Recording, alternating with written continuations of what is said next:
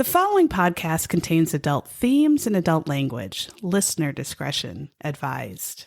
And although we joke, if you or someone you know is affected by or a victim of domestic violence, dial 1-800-799-7233 or visit the National Domestic Violence Hotline's website, thehotline.org. But it's always the husband, it's always the husband, it's always the husband. I'm gonna kill you, babe. Hi, this is Sarah. And this is And Megan. you are listening to It's Always the Husband podcast. Welcome. Thank you for listening and turning us on. We're again a little late, but I don't know what we're going to do about it. Better late than dead. I guess. Better late than pregnant. That's right. Which Devereaux said. This is a true crime podcast, and sometimes we're funny. Yeah, well. That's your glitter in the shitter. Excuse me. Our glitter in the shitter is what gets us through the week, and we got some nice gifts from listeners, Yes, which is we always did. an absolute surprise and a treat. Thank you to Jen Kretschmer. She got us the Fart Sounds pickle. And I tell you, You don't what, even need it, really, because you create I those don't need on it your own. because I have a husband. But some of these are comic gold, and I can't wait to walk around my classroom with it in my pocket and just press it. Oh, that and might be be good. like, That what might be pretty good. the hell Yeah. just happened? I would like to. You got to have your phone out then and Yeah. record. That would be pretty good. We also got a nice gift from all the way. I know from Louisiana with Sherry Bohannon. Yes. Who sent us the tweezers and the flashlight? I'm guessing to search for tiny wangs like my husband's. And sometimes we need this, and so So it's a pretty good gift. now we both have one. we both have it in case of emergency. This tweezers is heavy duty too. They're good tweezers. Yeah, like look out, dicks everywhere. Yeah, we're coming for you. Are we? No. Are we? Yeah. So that's good. My glitter in the shitter. Besides these lovely presents that make my day, I enjoy the first Monday of May is the Met Gala. Mm-hmm. And I like looking at all the fools who dress up like a fool. And then we send all the pictures and have a discussion for like an hour over our text of what we think and what we like. Yep. As if our opinion matters. But I think it's always a pretty good discussion. I liked, and I hate it, but I liked Kendall Jenner. I know you did. I liked it too. I thought it was pretty. I just like with her figure and how tall she is. It just looked very Grecian and But put together Kylie and was clean. fucked. Well, Kylie, what can you do when you have that big of an ass and those big of tits? Well, and that dress was ugly. Well, yeah, Sorry. I didn't like it. The statement was, I don't- get the statement, I guess. I but, don't even get it. I also enjoyed, there's a few that were, whatever her name was, that had, like they literally painted with paint. On her? On her. And Some like of the this ones, girl, but I don't know her name.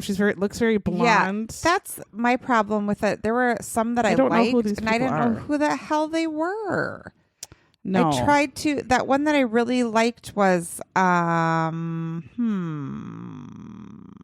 that red and blue We did like, yes. one that had, it was like a painting of a boob on a dress. I liked that one. Yeah, I wish. Who was it? Chase Infinity. Oh, yeah. I This liked one. her. I loved that one. I liked that one a lot. 'Cause I And I like that other understood- painting one. I like that one a lot. I That was very understood good. how it fit in, and I didn't Yeah. have to like And it just try was to cool, figure I it think. out. Yeah, I also liked Connor Storley's. Yeah, I Connor loved Story. that, or Story. Yeah. What did I say? Storley. Yeah, it doesn't Of course I matter. did. He is from Hidden Figures. I was going to say that is not at all true. He was not in Hidden Figures. That is a movie about the genius black women at NASA. women at NASA. He's in the gay hockey. Yes. What is that called? Heated rivalry. Heated Oh, I knew it was an hidden H. figures To or heated- heated rivalry. They're very similar What? movies. They're very similar. They're identical movies. You watch them and it's the same show. You think, didn't I just see this before? Yeah. But no. No. So I enjoy that, I guess. I get a kick out of it. Yeah. To see. Otherwise, I thought it was quite. They were not as. I feel like you got to really be out there with your outfits, and I felt they were very safe. They were kind of tame. Beyonce had Yeah. a freaking long ass Yes. See, I like. coat thing or Yeah. something. Was she the one that had like the? Was it her that had like the It looked like bone? fur. Like she was wearing. Oh no! Like she's, who's the one on that her looked like she was coat. wearing a skeleton? I don't know. That was a good one See, too. 'Cause I it don't was fucked. know what the hell. Then we also have Facebook. We have social media that you can follow us and let us know what you think. You can comment on the episodes. You can look for sometimes pictures of what we're talking about in the episodes. We have a Facebook group where we have really funny fuckers, and they also will comment on the episodes and that kind of things. And my funny fucker, I took a picture, but it didn't have the person's name. But it was, or erectile dysfunction should be called Ballsheimer's, and I laughed at that. I thought that was pretty funny. But we can't Yeah. give credit. If that's you, Let us know. let us know because we're too dumb to find the post now. Yes. I loved, it's actually a She Curve ad, but Molly Rex posted it and it Yeah. was that lady who was like trying on all the different bras, and one time she just put a sock on her boob and it stayed. Yes. Because I could literally do that any day of the week. Put a sock on. Watch me put Yeah. a fucking sock on my tits and go They to just town. stay. I could be on a She Curve Well, we all commercial. could, kind of, unless you have flatties. I mean, mine are flat. They would just, a tube sock would fit right on them, and then they're just so flat it would just hang there. You laugh because it's true. You laugh because you're looking at my boob right now, imagining how perfect could a have one sock here. would fit. Yours are way too full. Mine are just flat and thin and skinny, just like the shape of a sock with a rock in the bottom.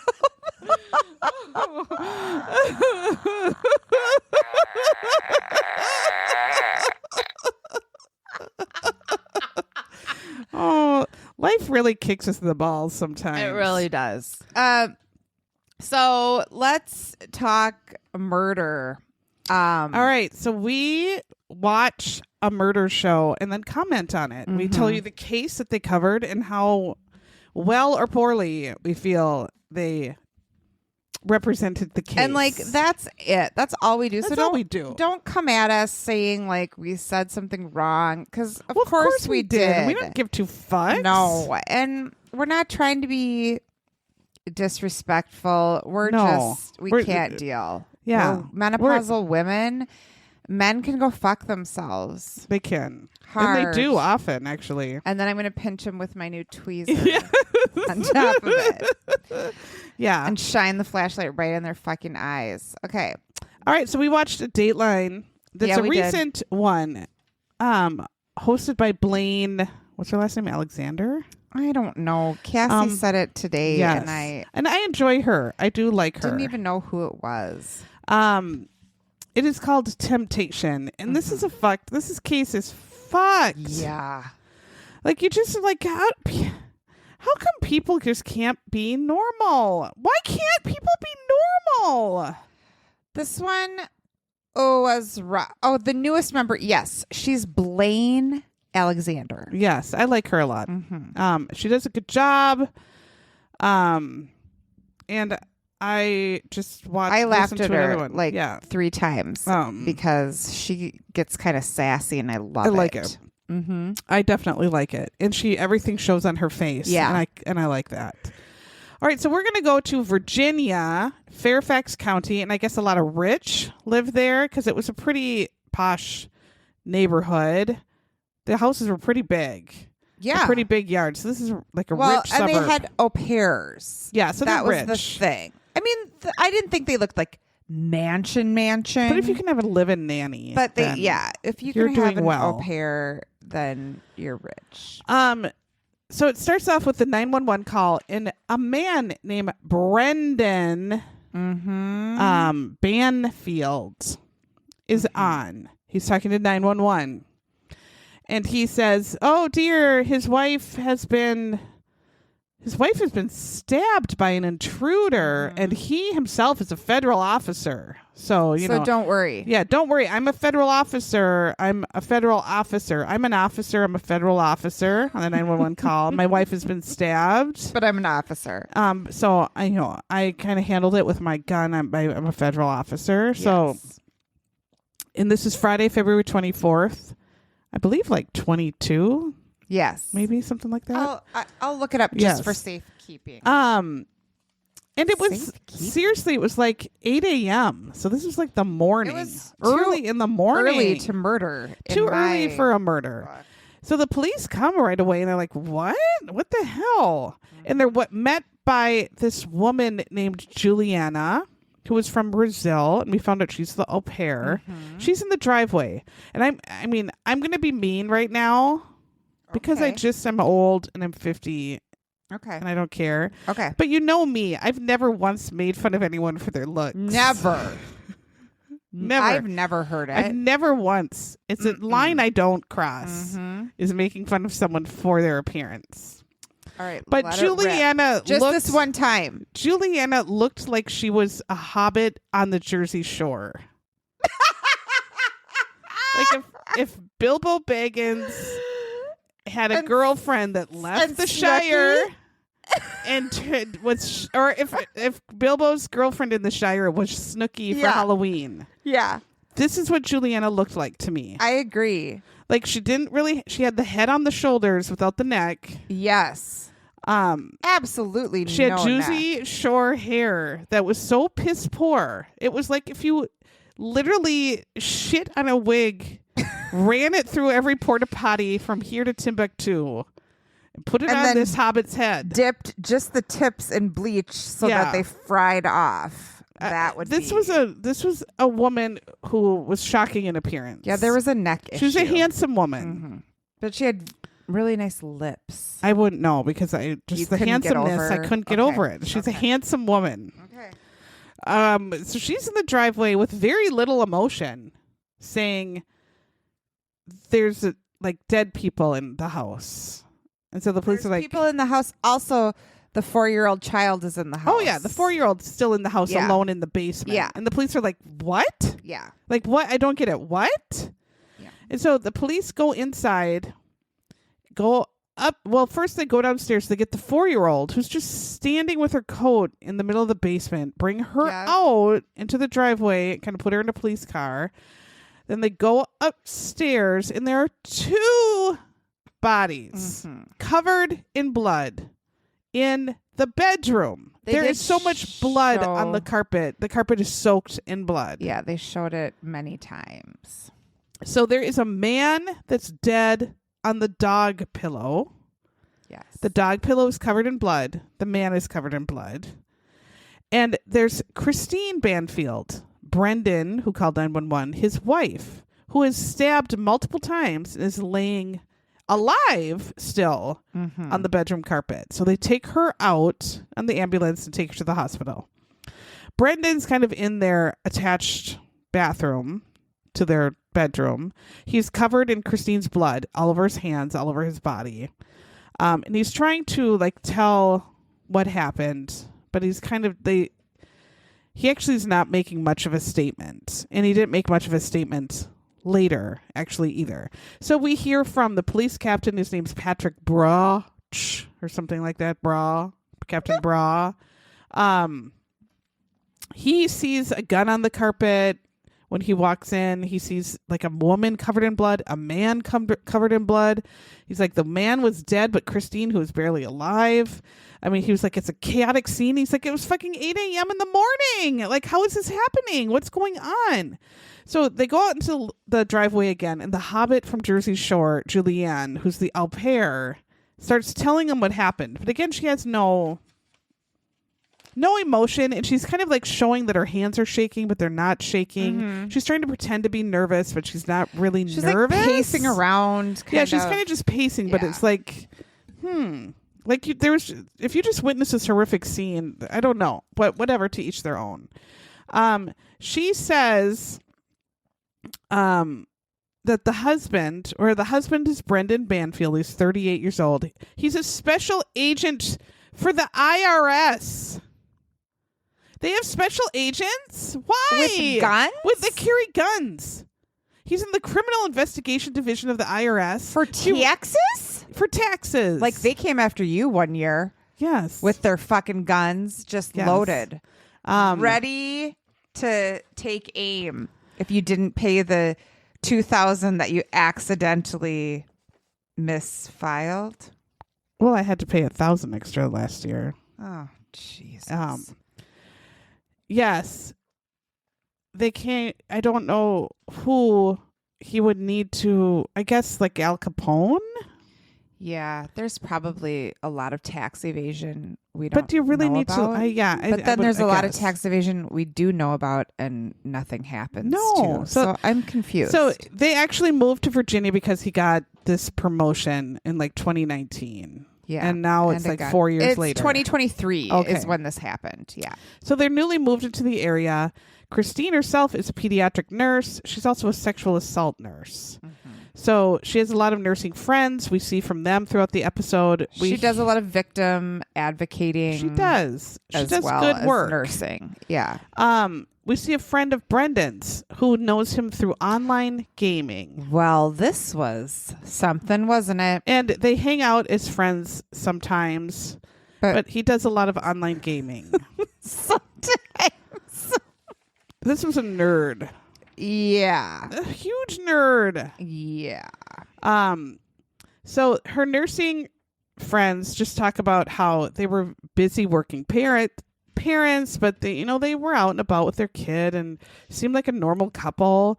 But since they were so busy and he was busy, playing online video games all the time, they had to hire an au pair. Yeah. They had a really good one first, but then she got married or something or moved away. Yeah. So they hire this Juliana Perez, and I didn't catch her last name. It was something with an M. It was something really long.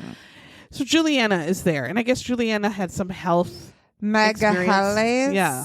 And Juliana Perez. Yeah. Magalhes. So Juliana's in the driveway making a statement to the police. She later gets taken to the police department and kind of finishes her statement. But what she tells us to police is that morning, while Christine is maybe getting ready for work, I guess, she's going to take the girl to the zoo. What zoo opens at like 7:15? None that I know. None. Bitch. None. Maybe the one in Virginia Fairfax? where they were? I don't know. think they do. I don't think so either. Give the zookeepers time to feed the rhino. I mean, for Christ's need sake. time. Clean up all the shit from the pens and stuff.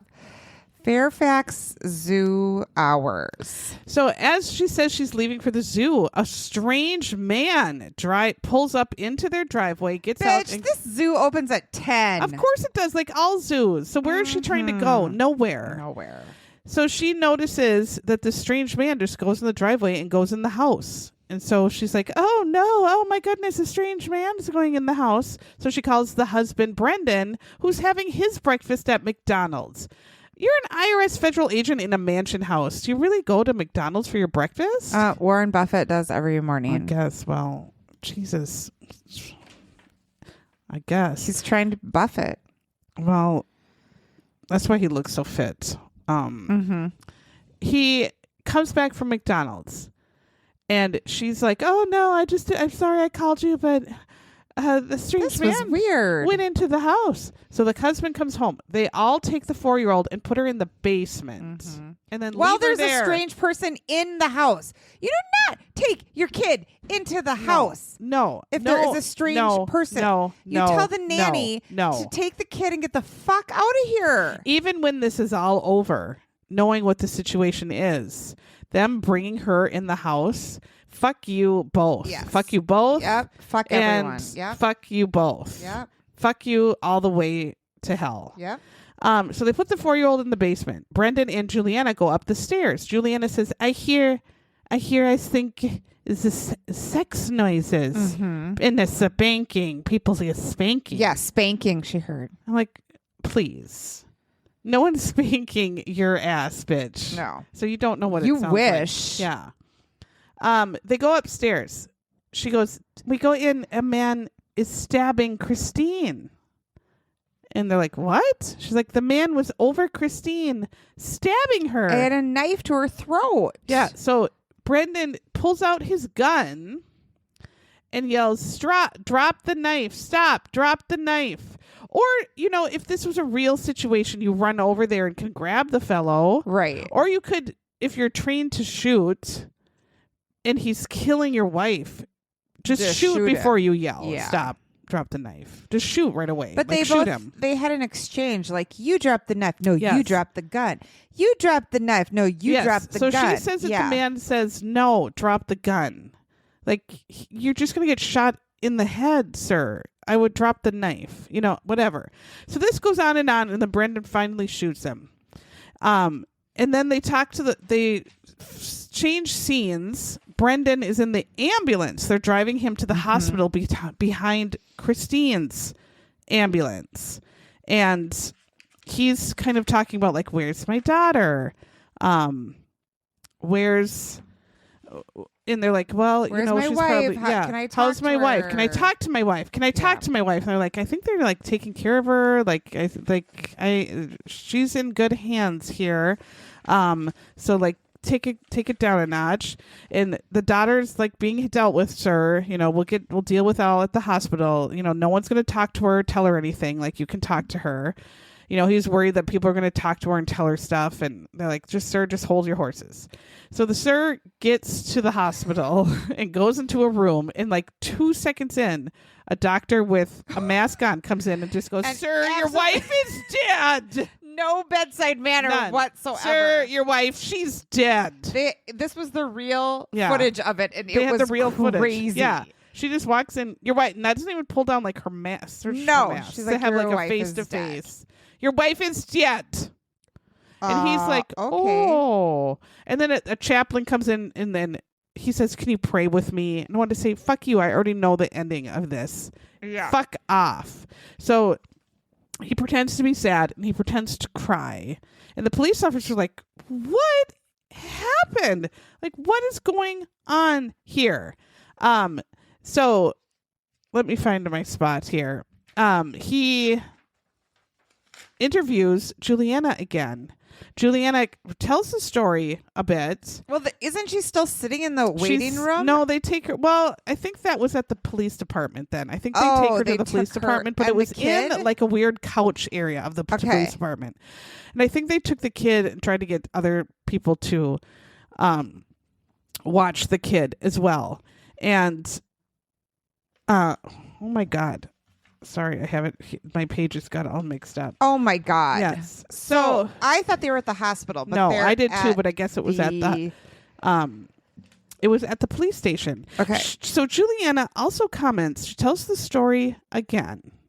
But then she also comments that she also shot the fellow who was stabbing Christine. She adds one tiny change, which actually was a huge change because she said she shot him. too. Yes. Yeah. She goes, I also shot him. And the police are looking at each other like, They were like, what? okay, what is going on? So Brendan actually has two guns. So Brendan said one in the house. One is his personal weapon. One is his taxes weapon.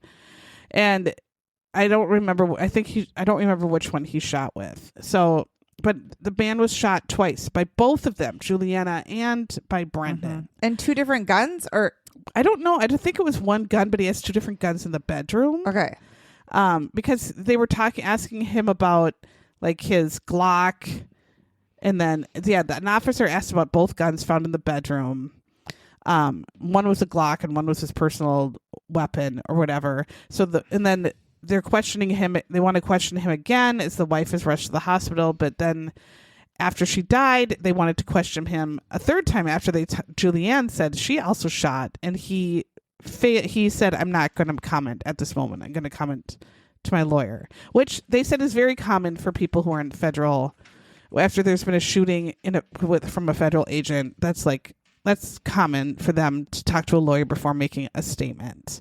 So we see her friends who say, what was it like? And we were told like Christine was killed in the morning, like before getting for work. And they were just like, oh my God, this is like, it's unbelievable. Doesn't make any fucking sense. Like none of this makes sense. This is so odd. And the police are going with like, this just seems like it's an intruder gone bad. But then they're like, who tries to rob a house while people are still home at like 7:30 in the morning? Right. Like that doesn't make any sense. A robber would never come in the morning or go during rush hour traffic when everyone's driving by in the neighborhood in the broad daylight and just walk in where the nanny's right there. Like it doesn't make any sense. It was really weird. And so the fellow that was that got shot, he has his car even there in the driveway. So they go to the car. He has obviously his wallet and his things on him. He also has a backpack with some very odd items in the backpack. And they realize his name is Joseph Ryan. And so they tried to find out more about Joe Ryan, and they realize he's like a 39-year-old that lives like 40 minutes away, not too far away. With his mom.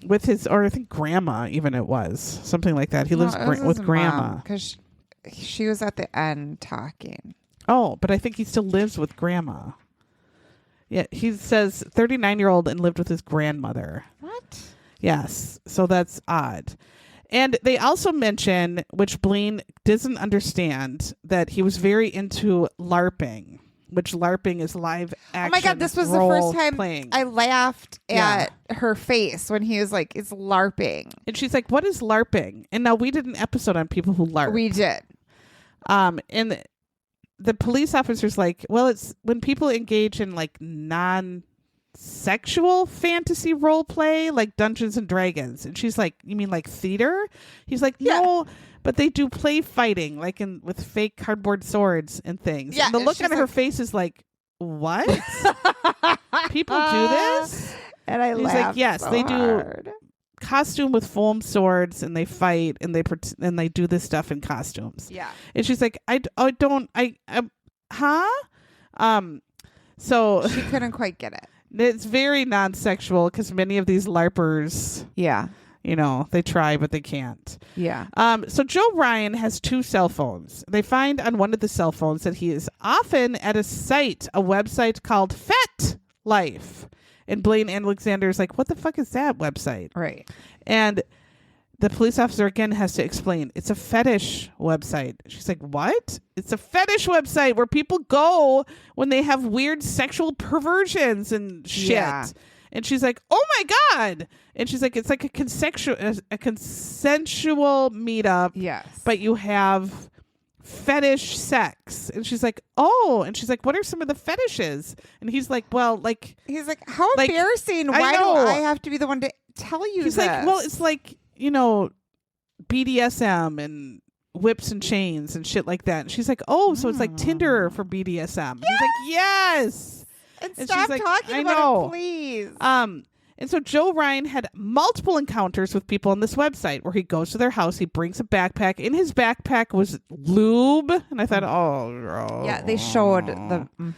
like chains and handcuffs and whips and plastic and leather and all sorts of weird sex dildo-y things. And zip ties and kind of like a murder sex kit on his back with lots of lube. And he was talking to a person called Anastasia 9. Oh, they're saying it. Anastasia 9. Yeah. That was Joe's most recent conversation. His most recent conversation was with Anastasia 9. And Anastasia said she wished to explore a sexual fantasy, which is a rape fantasy where a stranger comes into her residence, attacks her, and like literally cuts her clothes off with a knife and rapes the shit out of her. Yes.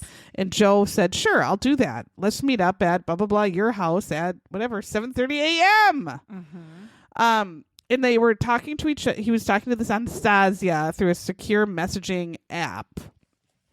And he even sent this Anastasia a picture of all the perverted things he was going to bring in his backpack. Mm-hmm. And Anastasia said she was looking for someone aggressive, dominant, and experienced. And he said, that's me.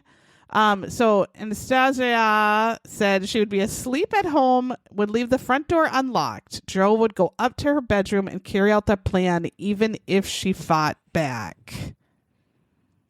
Yes. I can't. And so all this information is on there. So then they get Christine's laptop and phones. And wouldn't you know, she's Anastasia 9. It's her phone responding to Joe Ryan's phone, communicating on the secret messaging app, and both communicating on the FetLife account. So the cops are like, holy shit, this is like a sexual meetup gone wrong. Yes. But then one cop was like, fuck that. She's catfished or whatever. That's not, I doubt for a second this one cop thought right away. Yeah, he was like, no. No. This doesn't make any sense. It doesn't make any sense. Like she's been set up. And I guess the nerds doing all the phone dumping and phone data were like, no, this is totally legit. And they're like, bitch, look at Christine's phones. Has she ever been on FetLife or any other fetish site or messaged to anyone else before immediately this? Right. And they were like 3 months before this happened. And they said, no, she's never been on any of these sites. She's never messaged anything. She hasn't ever had any affairs. She hasn't messaged any other man. Her phones have never looked at any BDSM, anything. Her friends, when they're told, like, was she on these weird fetish sites? They're like, my God, she's a sexual assault nurse. Yeah. First of all, she'd never be into that at all. That was not her personality. And second, she's a rape trauma nurse. Yeah. She's not going to have someone come rape her in her sleep. No. A strange man. Like, she's heard horror stories. Like, she doesn't even want to. Like, that's awful. And then the police look more into Joe Ryan and they realize he's had a few of these encounters. They talk to these women and they're like, he's never once been violent. He carried everything out. In fact, they saw that he had texted instructions like, we have to follow a very careful, like, you have to consent to this. I need to know you're consenting to this. I need to know you're consenting to this. Here's like here are the rules that we follow. We have to follow this thing. Like, he was very specific. A thing in that community, because I've watched those soft white underbellies or whatever that are on with that creepy guy. Yeah. That are on YouTube. And that, I mean, everyone who has been interviewed about it has said that. Like, it's about consent. Yeah, and you follow the rules of it. You have to follow, rules. and if you break some of these rules, then you end it, and it's done. Because it can end up being where you don't want the woman to accuse you of rape because you've agreed to all this. Right. If that's what you're into, or whatever. So one cop right away, or like two cops, it was the police chief and like the lead detective, said, if you have any kind of fucking common sense, this doesn't make any sense. This woman was not into it. Someone sent this man to do this to her. And this is a setup. And the fact that now they're both dead, they're like, that something's very, very wrong. Mm-hmm. But the little bit of argument from the data guys who have no, probably are not real people, they're computer people, and maybe don't understand that human behavior isn't always linear in a pattern. Sometimes things don't always seem like they seem.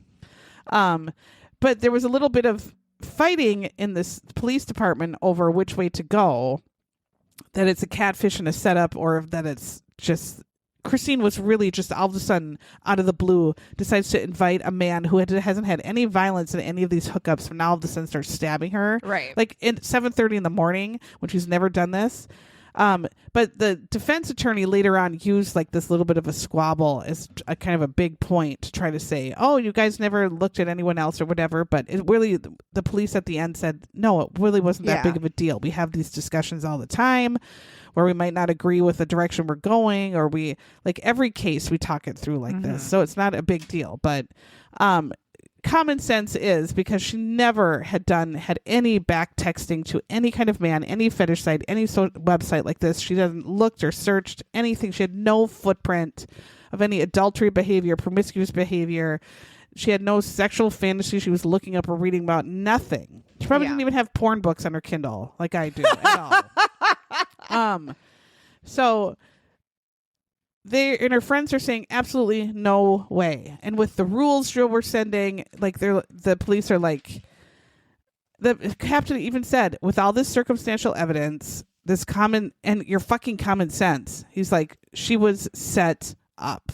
She was set up, and then someone else murdered them both to cover it up. And then, as a viewer, you have this horrible realization that they literally invited this guy over to kill him. And her, to kill them both. And her, but like...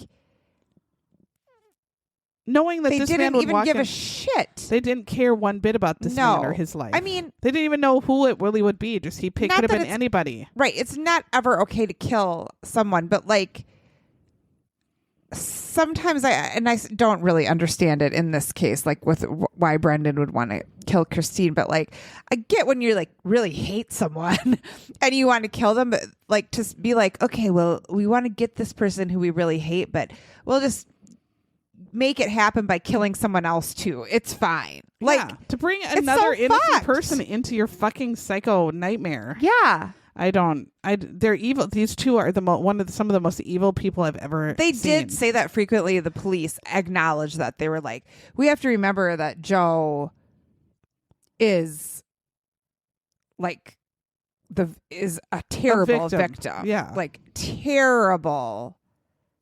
Yeah. He may have been a pervert a bit, but he's a complete victim in this. He is. He in no way, shape, or form invited this on himself. And he was invited into the home. By all accounts, he was a nice pervert who followed the rules. He was a pervert that had a set of a code. He was a coded pervert. Mm-hmm.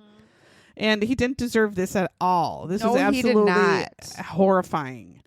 So the police try to find some evidence because they're like, that fucking husband and I think that fucking Hobbit planned this together. So the first evidence right away they thought it was weird because Joe was dead on his back with his pillow head on the dog bed and his hands were crossed like he was in a coffin. Mm-hmm. So they said this is already a stage like scene. A vampire. First off, if he was raping and stabbing her and it was on top of her with his knife on her neck and they shot him, he would just fall on her. And they would just roll him kind of over to the side. She would be right next to him. But he was dragged quite a ways away into the corner of the bedroom with his head on the dog pillow. Mm-hmm. That didn't make sense. Second, and then the blood, there was lots of blood spatter. Everywhere. All over. And how the blood spatter was on the husband, Brendan, was quite curious. Because if he really just shot from a distance, the spatter on him didn't match his story at all. Juliana's story didn't make sense when she said, well, Brendan said drop the knife and he said drop the gun. No dumbass with a knife would do that. No. Bring a knife to a gunfight. No. Like, you don't do that. That's a joke. Like, people have. That is a terrible joke. Yes. So they like that conversation never happened. Second, there were 2 calls to 911. The first one happened and they swear they heard Joe moaning in the background. Then it went quiet. 13 minutes later, they call back and there's no moaning. So they think that's when Julianne finished Joe off and they moved him to the side because they think Brendan got on top of Christine, took the knife that Joe brought to like cut off her clothes and stabbed her with that. And that's why the blood spatter indicates on his hand and his body, on his clothes, on his face, that he was stabbing, that he stabbed and killed Christine. And that's why he was so concerned wanting to like talk to her. One, well, you might be for her husband, but probably to, I don't know, pinch her air hose or something so she can't talk. Yeah. Or to say what happened didn't happen the way it did or whatever. And then fourth, they go back to try to interview Brendan, go into the house. He's still living in the house. He's still sleeping in the bedroom where 2 people died, but he gutted it and like recarpeted it. And guess who has moved in? Julianne's stuff is all over She has her clothes in Brendan's closet with his. Yeah. She's sleeping in his bed. All her makeup and toiletries are in the bathroom. She moved into his bedroom. And so the police are like, you're obviously together. And it's like, your wife just died. And she's living, you're living with a nanny in your bedroom. Like, that's incredibly suspicious and very inappropriate. And before that happened, they look at Julianne's Instagram, and Julianne is a dumbass. A dumb ass. This dumb whore has pictures all over her Instagram with her and some man, the man's hands, the man's watch, the man's body, the man's everything, but she puts an emoji over the man's face. And so police like, you can tell it's fucking Brendan. For a year or however long it was. For a long time. Yeah. She's putting this guy with just his face emojied out. Her and him in the tub. Of course, her Hobbit body can barely be over the water. But all these pictures of her, and they're like, this is him in your house. This is him. Like, this is him. Like, you've been having an affair with your nanny for 1,000,000 years. So the prosecutors were like, there's definitely, like... we have everything we need. And it was so weird because this whole time they knew that she said that she had shot him too. So like they could have arrested her, but they were waiting. Because they think she could flip on Brendan. Yeah. They were trying to find more information about if they had done it together, right? And so now they were afraid though, because Julianne could just take off and go to Brazil, and then they would lose any chance on the case or talking to her. There's no extradition, so if she made it there, they wouldn't send her back. So like from the timestamps on Julianne's Instagram post, she and Brendan began their affair months and months and months and months before the murders. I mean, while Christine was alive, while she's working her shifts at the hospital, they're out and about. Like having really this affair, going places, yes, and going doing things, all like over on vacations. And her friends are saying, like, I don't think Christine had absolutely any idea. She would have kicked out the au pair if she thought she was. I mean, these men fucking their au pairs. How many have we done of that here? I know. So they think they arrest Juliana. She says she's not guilty, but she's denied bail, and so the prosecutors just want to let her cook in jail for a while because they think for sure she's going to want a deal because she's going to want to get out of jail and flip. She's going to flip on Brendan. Yeah. But they thought she would like flip the day they arrested her, but she's not talking at all. She's not saying anything. She's not having a conversation. She's just kind of sitting there. She's writing love letters. Yeah. And her and Brendan are writing, just disgusting pervert love letters. So Brendan's trying to love bomb her while she's in prison to try to have her keep her fat mouth shut. Yes. Yes. His friends are just like, I can't imagine, like, oh my God, Brendan doing like this is fucked. And the police aren't quite sure how involved he is. Of course he's involved, you idiots. But Juliana, at least they have her in the jail. They're just going to... And he's really, like, he wasn't implicating himself, but these letters kept going back and forth. These letters were disgusting. And his mom was paying for, like, extra stuff in the jail for Juliana. Right. I mean, it's disgusting. She was like, I need a Sprite. And then his mom would send money. Yes. And the police know, the detectives know that the mastermind behind this whole scheme is probably Brendan. But Brendan has law enforcement training, so he also has computer training. They know he probably is staging the crime, trying to get law enforcement off his back. He's going into his wife's phone and computer, setting up all these accounts in her name. Although I don't know how she really didn't. I guess if I had some hidden app on my phone, I have so many apps, I wouldn't even notice. Right. But I mean, you'd think you would notice messages coming up unless she never went to the secret app messaging. And she would never go to that website because she wouldn't know what it is. So she would never say, what the hell? Why am I communicating with this guy? Right. So she probably never even checked or knew that stuff was on there because he's pretending to be Christine. But Brendan and Julianne, they're not talking to the police. Investigators find out they're writing these gross pervert letters. Brendan writes her a 14-page letter trying to convince her to be like, just stick with me, babe. We're in this together. I'm going to be on your side. You're my dream girl. You mean more to me than anything. I'm like, really? This woman, seriously?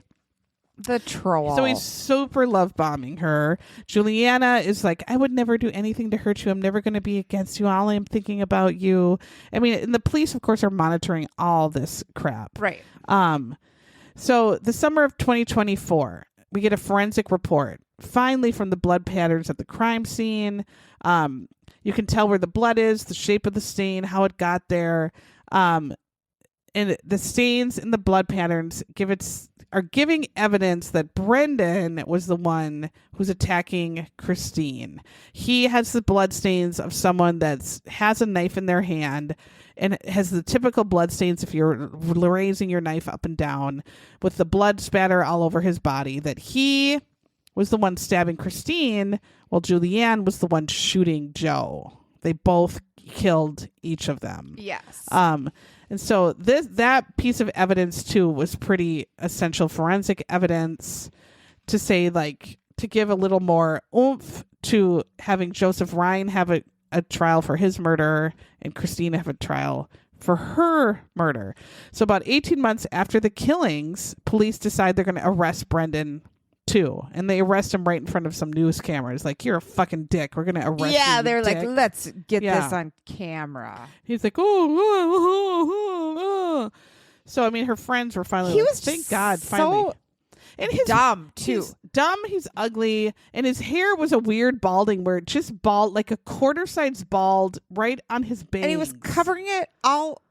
He was like brushing combing it his hair straight forward. Yeah, forward. he looked like a fucking fool.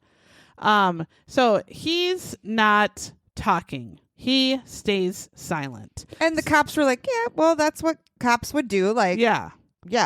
And so they're like, fuck him. We're going to work on Julianne and start saying, what we'll give you maybe a deal. Try to cut a deal. So that you can just go back to Brazil, but you won't have to go to jail here. You can just go back. You can tell us what really happened, and then you can just go back home. Mm-hmm.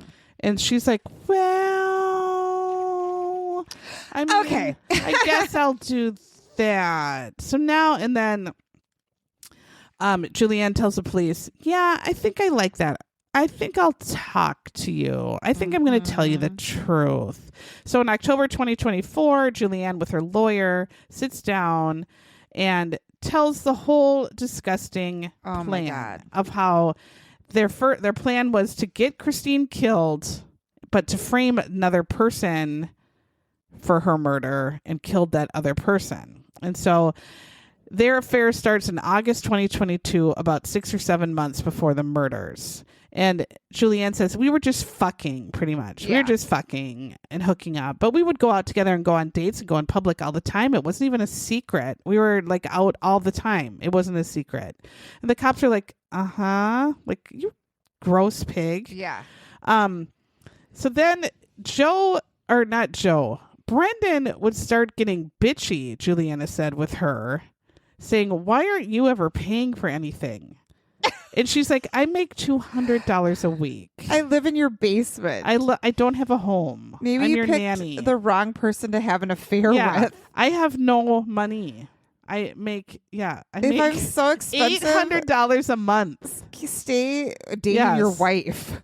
Like, seriously? Right. And one person. Yeah. then. Juliana confirms Christine had no idea they were having an affair. And she's like, she never picked on the fact that we were both, like, her husband and I were gone at the same time all the time. Like, we would always be out at the same time. And she never asked us about it. She never put 2 and 2 together ever. Because she's a fucking tired nurse who deals with trauma and then comes home to a 4-year-old. And she just thinks, like, she doesn't give 2 fucks what they're doing. Thank God nobody's home. So a couple months before the murder, they're on a romantic getaway. Brendan says to Julianne, New York. I can't even I can't even with this troll and him. I know. He says, I don't want Christine in our lives. And she says, what are you talking about? And he says, she's not a good mother. She's a lazy person. She's not doing this. She's not doing that. She's not a good wife. She's not even like a good eater. Like, what? What? That's the last thing my husband would he say. wouldn't say that. He wouldn't say that. So then Julianne picks up on what he's talking about. Like, oh, she tells police he wanted to kill Christine. And he comes up with this elaborate murder plan. So she's like, okay. Yeah, sure, why not? You dumb bitch. I know. Where else are you going to make that loads of $800 a month? So he even says, I know this website called Fat Life. I mean, he was a pervert on there too. You know he was. Yes. And so he creates her account. He lures someone to the house. And he goes to McDonald's. So he kind of has an alibi to be away. The person goes in the house. Julianne sees that he goes in. She calls Brendan to say he's here. Brendan was literally waiting in the McDonald's bathroom for the she phone said. call. Yeah. So then he comes back. They hurry the little girl in the basement and they go up to kill both of them. Mm-hmm. While Christine was like screaming and telling Joe, like, I don't know Like, why what are you're you doing here? Yes. Like, I didn't ask you here. I don't understand what this is. And the whole time he thinks this is part of the thing that they had consented to, because she was like, I want you to pretend to surprise me. That's why he said that. I'm going to act surprised. I'm going to act like I don't want this, but you keep continuing. Yes. Brendan said that, which is so Brendan was awful. writing that in the message, but making it seem like it was Christine who was writing it. And so Joe is like, oh, this is just her act. Yeah. You know, like, and so I'm sure he was still trying to like get it on with her. Yeah. Or took out his knife to cut off her clothes like it said she wanted. You know, so Brendan still, and Juliana was even saying, I wasn't sure he was going to go through with it, but now I guess like he had to. Like, I guess he did. Happening. So I went up there and shot someone too. So again, Christine has no idea why the stranger's in her bathroom. She's like screaming. Brendan and Julianne enter the house. I mean, drop the daughter off at the basement. Then I guess they shoot. Oh, Julianne says she shot Joe. And then Brendan took the knife and just started stabbing Christine. Yes. And I guess slit her throat. Yeah, he's stabbing her in the throat. Yeah. Stabbing her in the throat and like trying to like just awful. So they get the story. Juliana agrees after telling the story. She's going to plead guilty to the lesser charge of manslaughter in the death of Joe Ryan, which is fucked. Mm-hmm. And the prosecutor even said, sometimes we got to do this to get the bigger fish. No, you don't. Yeah. She's an equal fish. Uh-huh. You fucking idiots. But I guess he would have never talked and they needed her story. Well, he turns out even dumber than... Yeah, she's going to testify against Brendan at his trial. The prosecutor said he would recommend to the judge that the judge just sentence her to the time she's already served and that she can go home. And the family and the friends are like, that's too lenient. That's too lenient. She fucking sucks. She's a psychotic bitch. She deserves to be in prison the rest of her life. This sucks. And then the prosecutor's like, well, she's going to be deported. She could serve 10 years, 1 year. She's going to be deported anyway. And she gives us Brendan Banfield. Like we got the big guy. They're like, and then, so the trial starts, January 26th, nearly 3 years after Christine's murder and Joe's murder. And Christine's friends are watching actually on live stream and they're nervous wrecks, wondering, not sure what to expect because Joe is such a weird fuck. So they give all the evidence. They tell the story of this catfishing scheme. The prosecution is saying that Brendan's whole plan was just for this random guy that he didn't even care, that he knew he was going to kill, was going to come up and then pretend that this guy was trying to this guy killed his wife. And then the police thought it would just be an closed case of intrusion. Yeah. Home intruder at 7:30 in the morning. Yeah. Which doesn't make any sense. But the blood spatter expert went on, the drops of blood on Brendan and how they appeared like as mist and on his arm. Like he was literally, she's like, it's a stabbing pattern. The blood fell from the knife and fell in such a way on his body too, like the blood droplets. It shows like he had to be standing over Christine, stabbing her in the neck until she died, because that's what the story the blood is telling. Which I didn't really get that. Yeah, but but whatever. The way they put it seemed to kind of make sense. Juliana comes in. She tells her gross pervert story about how she was fucking Brendan and how he talked about ending his marriage to Christine. And she just says, yeah, that sounds fun. Yeah, that sounds good. And then we can just be together and get married and have kids. But they said, why didn't Brendan just divorce Christine and be with you? And Julianne said, well, he said divorce was never an option. He just wanted to get rid of her. So he didn't want to obviously pay her money or anything. It's like, and I'm sure Christine made more than him because she was such a high up nurse. The whole thing, like when he was talking on the stand, when he took, did you say he took the stand? Yes, he took the stand and made a fool of himself. So when he took the stand, I was so mad because when he was talking, they were asking him like, when did you and Juliana start screwing each other? And he would like smile. Did you watch him when he was talking about it? He'd be like, she just like scooched over to me, and he was like smiling the whole time he was talking about it because he was like getting a hard on over thinking that someone else liked him and came on to him. Yeah, you got a hobbit who wants to stay in the country. That's anybody could do that. And then when he would talk about his wife killing his wife, he was like, I don't know. It was just and then he made up all these lies that Christine had all these affairs. There's no proof of that at all. He was lying about her, lying about all of this stuff. They call Julianne and they realize like she's just such a fucking idiot because she was talking to people who wanted to make a documentary. She was trying about to get this money case, and she was trying to get money to sell her story. And so they're like, "You're not even really sorry, You're just like you're trying to even get money from this. You're just like you're a lying, gross." And pig. she wrote in the letter to her mom, like, "I could get $10,000, but I'm going to hold out for more. I deserve something at least." And the lawyers were like, "What the fuck do you deserve for this? Yeah, what do you deserve?" It's not fucking $10,000. Because she thought they're like, you don't deserve anything for what you did. You're a disgusting piece of crap.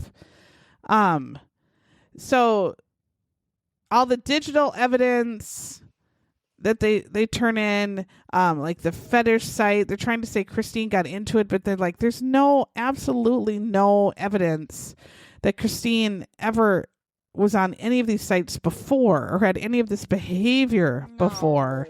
And it doesn't make any sense that all of a sudden she would just go to this hardcore shit out of the blue. She wouldn't. While her nanny is home with her daughter. And I mean, because that thing's open at 7:30 a.m. But the best part was how they really got him at the end. Because I hated the Hobbit and I thought she was just a nasty bitch. Yeah, but he's disgusting. I hated psychotic, him too. Evil piece of shit.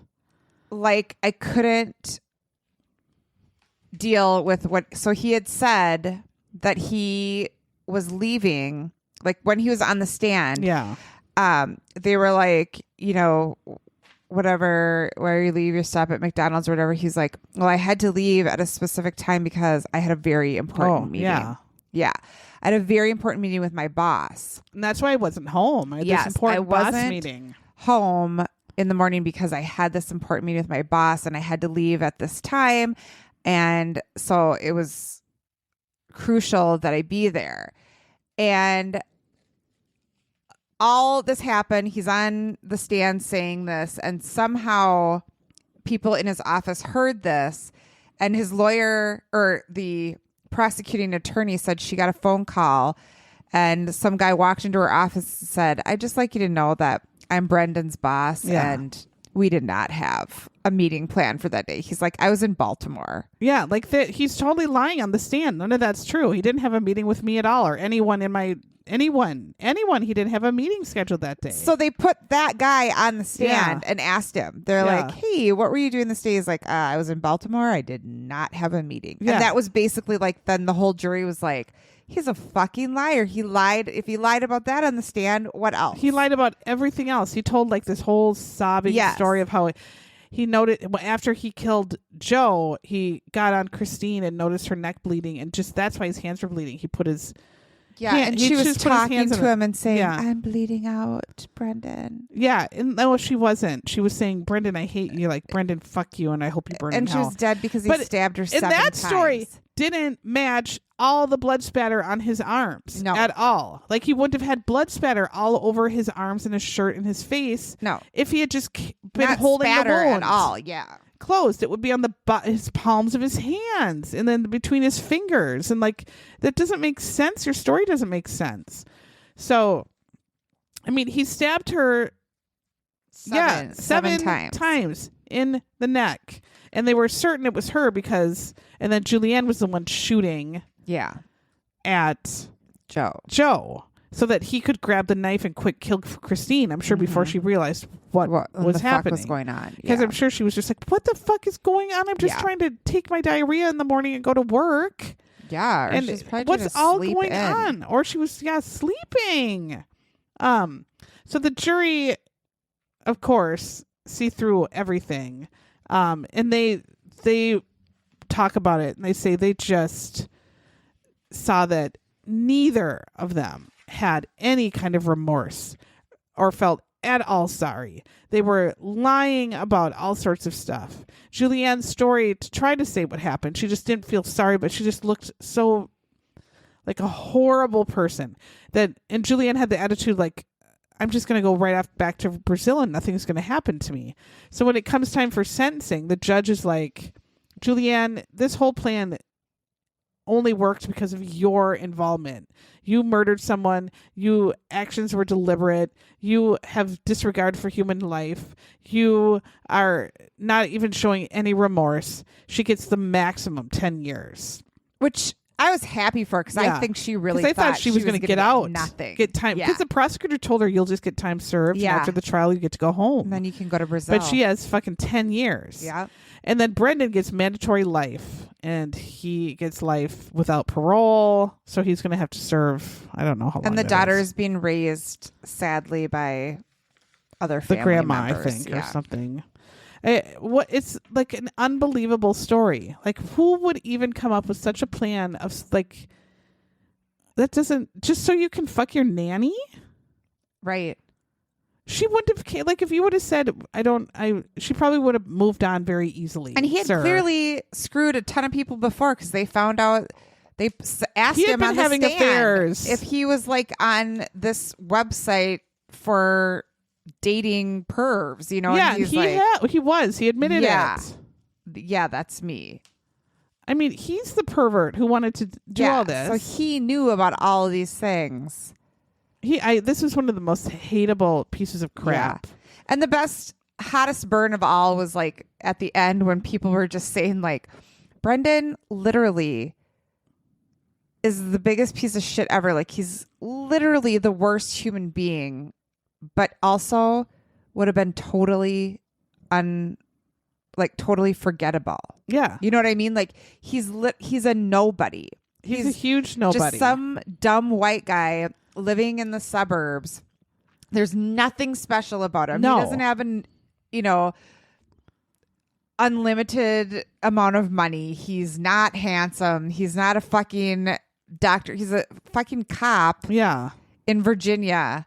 Oh my God. Just a psycho and a nobody. He's an ugly nobody with a fucking dad bod, pot belly. And to a narcissist, that's like a huge defeat. He is a nobody, and it probably like he thinks I can get this nanny. Well, she wasn't the hot nanny. You can get these people on this fetish site, because they're paying for it. They don't care what you look like. It's just like on Tinder. They're there to just pork and move on. They don't care what you look like as long as you have some sort of tweezer dick. Yes, I hate these people. I know. Oh, you know who we love though? Our book club. Yeah, if you want to read a book with us, We're reading The Murder of Roger Ackroyd by Agatha Christie. Yeah. And we're going to meet at the end of May, the last Tuesday of the month at 7:30 p.m. on Zoom. We are. We love to welcome you from all over the United States and The world. The world. Actually. Yes. People So from all over fun. the world come Yes. in. And they're very fun people. so we're going to read that. And then coming up, if you want to put it on hold right now, we're reading The Maidens in June. Yes. So put that on hold. Put it on hold. Put it in your, get it on your Kindle. I don't know what you do. I like to get things free if I can. I know. Me too, because of my cheapness. Yeah. Yes. It doesn't pay off at all in any way. No. All right. Well, thank you for listening. And Thank you. hopefully you'll listen next time. Bye. Bye.